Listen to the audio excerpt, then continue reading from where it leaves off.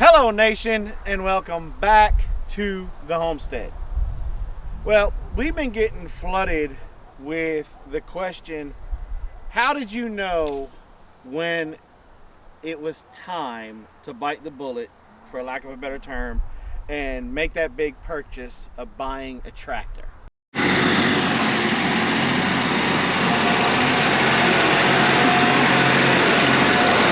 For me personally, it was on the day I was born. I knew I needed a tractor. You knew you just had to have one. Knew I just had to have one.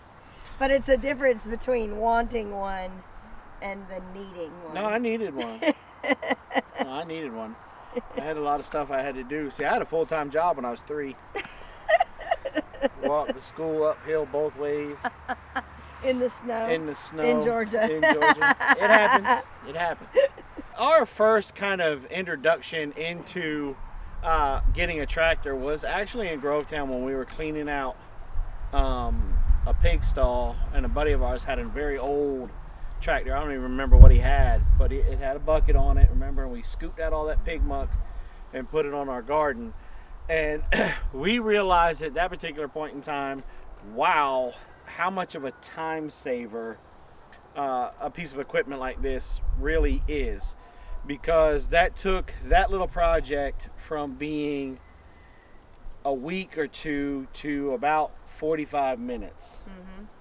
Well, we had tried to do it by ourselves, mm-hmm. and we had one of those little pull-behind carts that was with the little, riding lawnmower, and that was miserable trying to scoop it all, because you'd have to load it by hand with a shovel, and then drive it over, and then take it. And I think at one point we didn't even have the riding lawnmower. I think it was just in wheelbarrows, and having to take it over there. Yeah. And I think you're being gracious saying 2 weeks. I think it was probably closer to like a month. Yeah. It was miserable.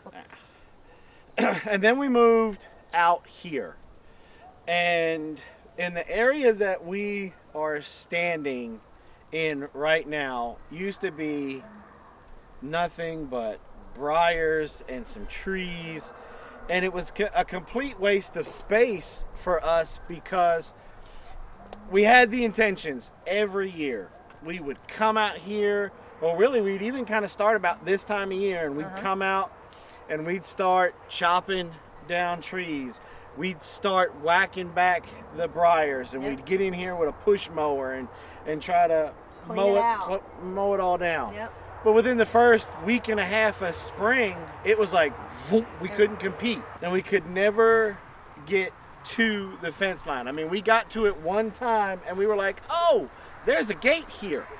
And we didn't realize how far back. Yeah. Like, where we're standing right now, there's still maybe 10 feet in front of us was where we were still clearing out from. Mm-hmm. So we were like 10 feet in front of us, plus 10 or so, 15 feet behind it. I mean, it's enough room that we have the tractor. That's more like 20 feet. Okay, well, But it's enough room that you got the tractor behind us, and then you could park a whole nother tractor or two behind that to be able to get to the fence line. Oh, so you're saying I can get 2 more tractors? No, that's not what I was saying. I think, Dave, I think she said I can get 2 more tractors. No. I mean, we heard it here. But at the end of the day, I think what the really deciding factor was this area right here, which really started us getting the wheels turning and saying, if we're going to utilize any parts of our property that are overgrown right now, we need a piece of equipment. Mm-hmm. Be able to keep up with the back pastures bush hogging, we needed a piece of equipment. Even that front pasture, I cut that multiple times with a self-propelled push mower, and it would take me 3 or 4 days, and I'd be worn slap out. And not just that, but it would scalp the grass. Mm-hmm. Like I've noticed with you running the bush hog up here, you don't scalp the grass like you did even with the highest, because we would run it on the highest setting for the push mower, and it still would scalp the grass, and it just wasn't a good option. Yeah, and then the nail in the coffin was our deciding factor that we said, that's it, we're getting one. I think it wasn't even that. I think it was, why haven't you gotten on the phone and gotten us a tractor yet? It was pretty pretty rough. You were like, why haven't you gotten on the tractor or gotten on the phone and got the tractor yet? Yeah. Is when Thelma went down. And if we would have had a tractor, our chances of being able to save her would have probably increased by a factor of 100. Oh yeah. Because we weren't going to have, and look, we had some really great people come to our rescue and bring their tractor over and stay as long as they could and picked her up and we tried to get, Doc came over and did acupuncture on her. I mean, we did everything, but the matter is when a dairy cow goes down, you got to be out there picking her up every couple of hours. And we couldn't. And we just couldn't. Yeah. And we knew that we needed a tractor at that time because Jeremiah, when they were moving from Arkansas to South Carolina, he let us hold his Kubota tractor, and I was able to bush hog all the back pastures and stuff like that and stuff around up in here. And then my buddy Jay, when he bought his tractor, he let us use his tractor for a while, and then we got even more done. Yeah. And then when Thelma went down, that was our... Well, we were upset that we didn't have, we had just given Jay his tractor back a couple weeks prior because he was back to clearing out land. How dare he? How dare he ask for his tractor back? But one thing that just dawned on me that I think even puts the nail in the coffin even more with when Thelma went down, and you may or may not remember this, but we had our other cow go down. Thelma went down. And while Thelma was down, Jeremiah's tractor was here. And we were able to try and lift her up and move her at that point. So we already knew that it could be done and how to do it and everything. We just did not have the equipment. Yeah. And with Thelma, when she went down, she was actually really close to the house, and we had to figure out how to move her just to get her back to the... Well, if we would have had a tractor and been able to help her, because at that particular point in time, she was trying to get back up. Yeah.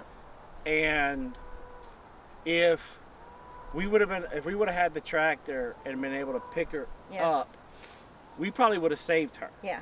But not having that, because she literally walked from the barn, not walked, but kind of crawled, fighting, trying to get up from the barn over there by the house, because it was kind of a downhill slope. Yep.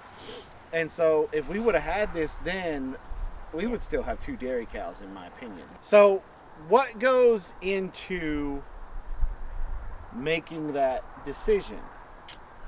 Well, one, obviously, is your finances. Yes. Or you don't want to make this decision and put yourself, bent over a barrel, because there's a lot of costs that goes into buying the tractor and then owning a tractor. And in fact, it's so much that we're going to be doing another video detailing all of that for you guys, to kind of help you get prepared in that mindset, because that was one of the things that we didn't really think about. Caught us off guard. Yeah.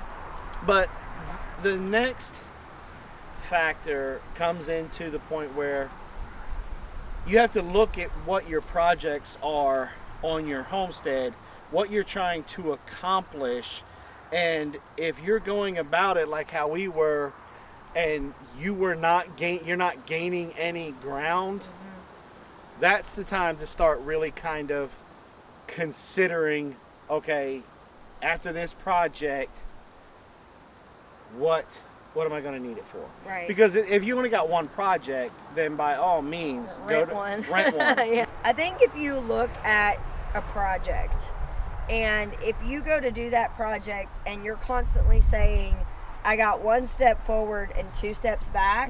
I think, like, if you can honestly look at a project and say, well, yeah, we made 1 step forward, but now we're 2 steps backwards. If you keep having to say that about a project, that's when I think you really need to go, okay, it's time for some equipment.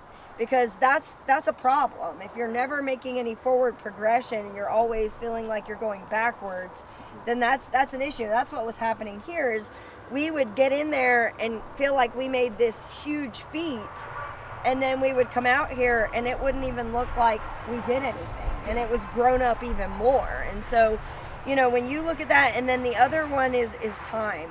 That's what I was waiting for you to finish. That's what I was going to what I was going to say. You know, as homesteaders, and even those of us that are self-employed, we tend to overlook the value of our time. And it's a huge mistake. Everybody makes it. And it's one of those things that, okay, if I had a tractor with a bucket, I could do like how I just did. You know, if I had a little backhoe attachment, I could dig around that tree, push it over, and then cut it up, and then it's done. Right. If I don't have that, and that's one day. Yeah. You know, and that's if it's a big tree. Right. The one I just done, you know, it's probably going to take me about another hour or so to get it cut up and then loaded and hauled, put away. Yeah. Whereas if I had to cut it down, cut it up, then I'd have to either dig that stump out by hand or burn it out. And then when you're talking about burning it out, you're talking days. And not just that, you're leaving out a big portion of it. What are you going to do once you've cut up those pieces of wood? Are they just going to stay there until you need them? Or are you going to have to haul them by hand, whether it's with a wheelbarrow, the back of your truck, whatever? Like, there's so many different uses. And that's one of the things that Jay told us when we did finally make the decision to go ahead with the purchase was, you know, you bought it for these things, but I promise you will find a million other things that you were doing before by hand that you can now do with the tractor that will take no time. And that was one of the things you're talking about, time, is that when we got the tractor, we found time that we didn't have before. And I would certainly say to somebody, you know, there are some people who are homesteading full time, and then there are some people that have full-time jobs and then homestead on top of that. And I would certainly say if you're that second category, you really probably should consider a tractor, because that time, you know, your time is much more limited if you have a full-time job. And being able to do all of those projects, this would be what you call, you know, a combat multiplier. It would make it to where your goals would be more realistic, because you'd be able to finish them in a timely manner. So. And then it always opens things up. Like when we got this area opened up finally, we're like, ooh, we can put soft fruit here. Ooh, we can put blueberries over there.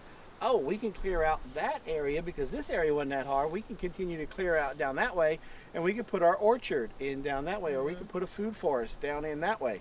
And so what a tractor does for you is opens up the window of opportunity. Yes. Okay, so there's really two huge factors when it comes to making this decision. The biggest one is your finances. Are you able to afford to make the leap on this big purchase? Because at the end of the day, it's a big purchase. Yes. Whether you're going to bite the bullet and go in debt and make payments, or if you're trying to save up and purchase one and buy a used one and buy it, you know, outright. It's going to be a big purchase. Right. So that's the biggest consideration that you have. Right. And then the other ones is pretty much figuring out what size tractor you will need. And that's when you have to kind of, if you're new to it like us, we had to kind of lean on and trust our salesman, Jay, who was really taking the time with us to teach us and educate us on what the tractor we need, because we ended up getting a bigger one than what we thought we needed. Yes. And, you know, I thank the Lord every day that I got to meet Jay, and he was able to say, okay, I hear you, but I think this will be better, and this is why. And he has all this education and experience behind him. Well, I mean, to be able to back that up. Right. What he was saying to us was, yes, what you're telling me you need it for right now, the 45 horsepower, absolutely, but you're going to max out. That's it. Yeah. You're not going to have any potential. And that's where I was saying about once you get one, you'll realize there are more things you can do. And I feel like if we had stayed at that 45 horsepower, those other things might not have been possible, where us jumping up to the 60 then opened up those possibilities that you said.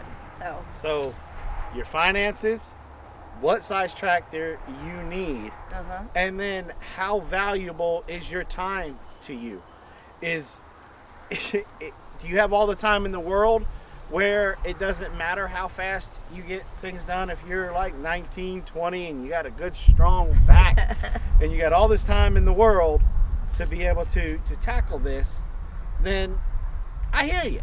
But I'm old for a reason, and listen to my experience when I say save your back, buy the tractor. That too, yep. But those are the kinds of things that you just have to consider. You know, a lot of us are in homesteading because we wanted to get off the broken food system. We wanted to feel more secure about our food and the safety of our families. And so as we do this and as we grow our homesteads, we have to grow the tools in our toolbox. Right. And so depending on where you're at in your journey on your road to living a more self-reliant lifestyle, it may be time to start to consider a tractor.